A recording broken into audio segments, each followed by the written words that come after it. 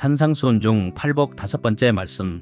긍휼히 여기는 자는 복이 있나니 그들이 긍휼히 여김을 받을 것이며. 마태복음 5장 7절 말씀.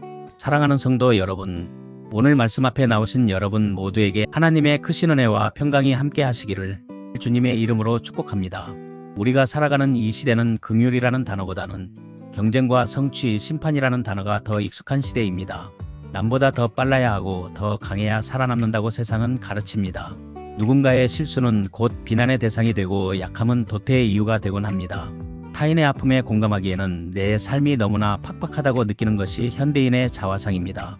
그러나 오늘 예수님께서는 산상수훈의 말씀을 통해서 세상의 가치관을 완전히 뒤집는 놀라운 선포를 하십니다. 긍휼히 여기는 자는 복이 있나니. 우리는 앞선 시간들을 통해서 팔복의 첫 4가지 복을 살펴보았습니다. 심령이 가난한 것, 애통하는 것, 온유한 것, 의에 줄이고 목마른 것. 이것들은 모두 하나님과 우리 자신 사이의 수직적인 관계, 즉 내면의 태도에 관한 것이었습니다. 나는 아무것도 아니며 오직 하나님만이 필요하다는 고백이었습니다. 이제 5번째 복인 이 시간 본문부터는 그 시선이 이웃을 향해 수평적으로 확장됩니다. 하나님으로 채워진 심령이 이웃을 향해 어떻게 반응해야 하는가? 그 첫 번째 대답이 바로 긍휼입니다.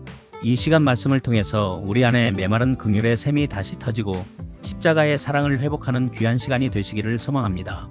그렇다면 성경이 말하는 긍휼이란 과연 무엇일까요? 단순히 불쌍한 사람을 보고 혀를 차며 동정하는 감정일까요?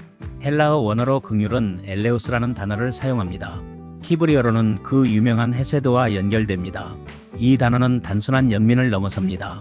성경적인 긍휼은 타인의 고통을 내 뱃속 깊은 곳에서부터 함께 느끼며 공감하고 그 고통을 해결해 주기 위해 기꺼이 행동하는 사랑의 실천을 의미합니다.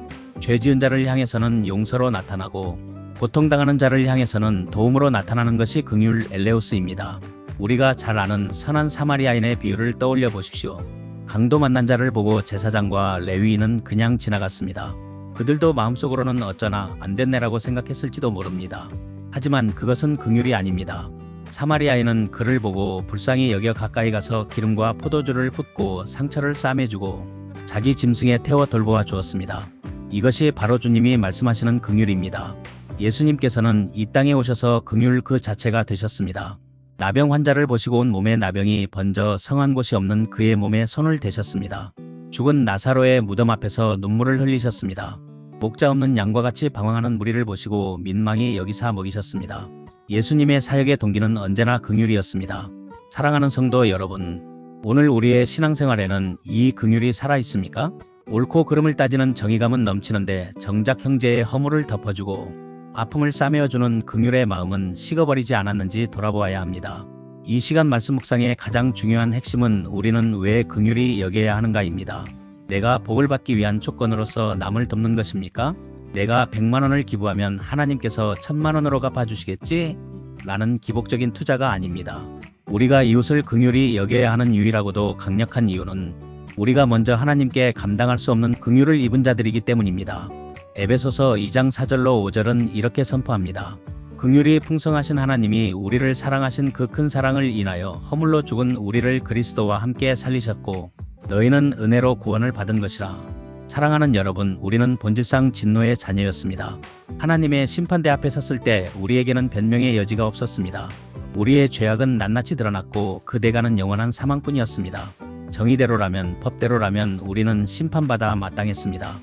그러나 그때 재판장이신 하나님께서 법전이 아니라 십자가를 바라보셨습니다. 그리고 독생자인 아들 예수 그리스도에게 모든 저주를 쏟아부으시고 우리에게는 무죄를 선언하셨습니다. 이것이 긍휼입니다. 받을 자격 없는 자에게 베푸시는 호의가 은혜라면 받아야 할 심판을 면하게 해주시는 것이 긍휼입니다. 마태복음 18장에 나오는 1만 달란트 빚진 자의 비유를 기억하십니까? 그는 평생을 일해도 아니 그 자자손손이 일해도 갚을 수 없는 천문학적인 빚을 탕감받았습니다. 그런데 그가 나가서 자기에게 100데나리온 빚진 동료를 만나 멱살을 잡고 감옥에 가둡니다. 주인이 이 사실을 알고 분노하며 말합니다. 내가 너를 불쌍히 여김과 같이 너도 내 동료를 불쌍히 여김이 마땅하지 아니하냐. 그렇습니다. 우리가 긍휼을 베푸는 것은 도덕적인 의무 이전에 십자가 사랑에 대한 마땅한 반응입니다. 내 안에 십자가의 긍휼이 흘러넘치면 그 물결은 자연스럽게 이웃에게로 흘러가게 되어 있습니다. 만약 내 안에 형제를 향한 긍휼이 전혀 없다면 우리는 심각하게 스스로에게 자문해 봐야 합니다. 나는 과연 십자가의 긍휼을 진정으로 경험했는가? 예수님께서는 긍휼히 여기는 자가 긍휼히 여김을 받을 것이라고 약속하십니다. 이것은 일종의 영적인 순환 원리입니다. 첫째, 우리는 현재의 삶 속에서 하나님의 긍휼을 경험합니다. 우리가 누군가의 허물을 덮어주고 용서할 때 우리 마음속에 놀라운 치유가 일어납니다. 다윗은 시편 41편에서 가난한 자를 보살피는 자에게 복이 있으며 재앙의 날에 여호와께서 그를 건지시리로다라고 고백했습니다. 우리가 이 땅에서 긍휼을 심으면 하나님께서는 우리의 삶의 위기 때마다 사람을 통해, 환경을 통해, 그리고 하나님께서 직접적인 손길을 통해 긍휼로 갚아주십니다. 남을 용서하지 못해 묶여있는 마음은 지옥이지만 용서하고 긍휼을 베푸는 마음에는 천국이 임합니다. 둘째, 우리는 마지막 심판의 날에 긍휼히 여김을 받습니다. 야고보서 2장 13절은 아주 무서운 말씀을 하십니다. 긍휼을 행하지 아니하는 자에게는 긍휼 없는 심판이 있으리라. 긍휼은 심판을 이기고 자랑하느니라. 오해하지 말기 바랍니다. 우리가 남을 도운 공로로 구원받는다는 뜻이 아닙니다. 구원은 오직 믿음으로 받습니다. 그러나 참된 믿음은 반드시 삶의 열매로 증명된다는 사실을 말씀한 것입니다. 내가 형제를 긍휼히 여긴 그 삶의 흔적들이 마지막 날 하나님 앞에서 내가 내 사랑을 아는 자로구나라는 증거가 될 것입니다. 우리는 매일 죄를 짓고 넘어집니다. 그렇기에 우리는 매일 하나님의 긍휼이 필요합니다. 하나님, 저도 연약하여 넘어졌습니다. 그러나 주님, 저도 제 형제의 연약함을 긍휼히 여겼으니 주님, 저를 불쌍히 여겨주시옵소서라고 기도할 담력을 얻게 되는 것입니다. 사랑하는 성도 여러분, 말씀을 맺겠습니다. 기독교는 정죄의 종교가 아니라 긍휼의 종교입니다. 그러니 긍휼의 통로가 되십시오. 교회는 도덕적으로 완벽한 사람들이 모여 서로를 판단하는 법정이 아니라 병들고 상처 입은 죄인들이 모여 하나님의 긍휼을 입고 치유받는 병원이어야 합니다. 이 영상을 보신 후에 여러분의 삶의 현장에서 이 긍휼을 실천해 주시기를 권면합니다. 판단을 유보하고 긍휼의 눈으로 바라보십시오. 직장 동료가, 배우자가, 자녀가 짜증을 내거나 실수를 할 때 왜 저래? 라고 비난하기 전에 오죽 힘들면 저럴까? 저 사람에게도 주님의 은혜가 필요하구나라고 긍휼의 눈으로 봐주십시오. 구체적인 손길을 내미십시오. 마음으로만 안타까워하지 말고 작은 것이라도 행동으로 보여주십시오.